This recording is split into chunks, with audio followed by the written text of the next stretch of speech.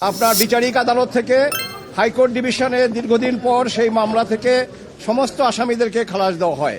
সেই খালাসের আদেশের বিরুদ্ধে রাষ্ট্রপক্ষ লিভ টু আপিল ফাইল করে এবং আমাদের সর্বোচ্চ আদালত অ্যাপেলেট ডিভিশন লিভ মঞ্জুর করার পরে যে আপিল হয় সেই আপিল আমরা দীর্ঘদিন শুনানি করেছি এবং আমি কৃতজ্ঞ চিত্তে মাননীয় আদালতের কাছে আমি আমার কৃতজ্ঞতা আমি এক্সপ্রেস করছি যে আমরা দীর্ঘ প্রচেষ্টায় আমাদের মধ্যে যে যা ছিল কিন্তু সেটা আজকে দূরীভূত হয়েছে। আমি বলবো আল্লাহ রাব্বুল আলামিনের কাছে শুকরিয়া এবং আজকে আপিল সরকার রাষ্ট্র কর্তৃক আনিত সমস্ত আপিল এবং যে সমস্ত পিটিশন ছিল সবগুলো ডিসমিস হয়েছে, অর্থাৎ হাইকোর্ট বিভাগের যেই রায় খালাসের যে রায় সেটা বহাল আছে। কাজেই আমি বলবো যে আমি গর্ব অনুভব করি আমার সুপ্রিম কোর্ট নিয়ে, আমার হাইকোর্ট বিভাগ এবং আমার অ্যাপেলেট ডিভিশন নিয়ে, যে এখানে ন্যায়ের দণ্ড, এই ন্যায়ের মানদণ্ড আজকে আবার তারা উঁচু করে ধরলেন।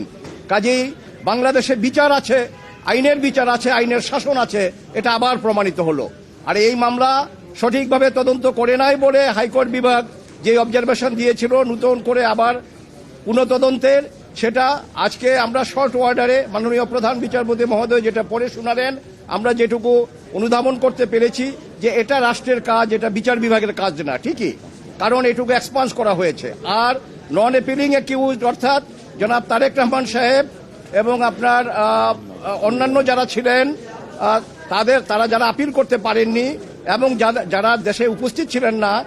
তাদের বেলায়ও সেই খালাসের আদেশ যেটা হাইকোর্ট বলেছিলেন যে এই খালাসের আদেশ তাদের বেলা প্রযোজ্য হবে, এটাও আজকে আমাদের অ্যাপেলেট ডিভিশন থেকে এটা বহাল আছে। কাজেই আমরা বলতে পারি তার জনাব তারেক রহমান সাহেব সহ অন্যান্য যারা আছেন তারা এই মামলা থেকে বেকসুর খালাস এবং এই মামলায় আর কোনো সাজা কারো নাই।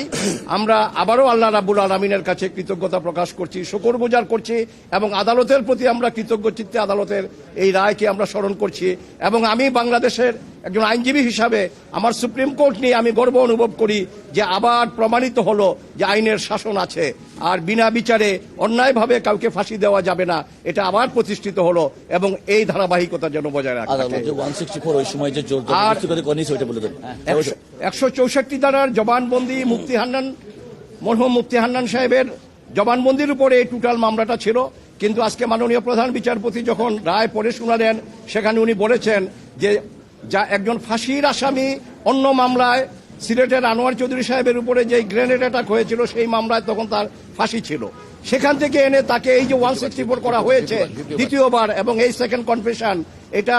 আইনত গ্রহণযোগ্য না। এবং এখানে সবচেয়ে বড় কথা যেটা স্বতঃস্ফূর্তভাবে করা বা ভলান্টারিনেস, যেটা এই মামলায় উনি বলেছেন শুধু মুফতি হান্নান না, অন্যান্য যে সমস্ত স্বীকারোক্তিগুলো ছিল এগুলো একটাও ভিতরেও ওনারা ভলান্টারিনেস খুঁজে পান নাই, অর্থাৎ এগুলো স্বেচ্ছায় তারা করেননি। কাজে স্বেচ্ছায় যদি না করে তাহলে সেই স্বীকারোক্তির কোনো মূল্য নাই। কাজেই এই মামলায় শুধু আসামিদের খালাস হয়নি, আজকে একটা নতুন ধারা যোগ হয়েছে যে ন্যায় বিচারের ক্ষেত্রে আমাদের উচ্চ আদালত কতটা সজাগ পুঙ্খানুপুঙ্খ রূপে, সেখানে এটা মাননীয় প্রধান বিচারপতি মহোদয়ের শর্ট আদেশের মাধ্যমে আমরা সেটা অনুধাবন করেছি এবং এটা ইনশাআল্লাহ বহাল থাকবে বাংলাদেশ সুপ্রিম কোর্টে।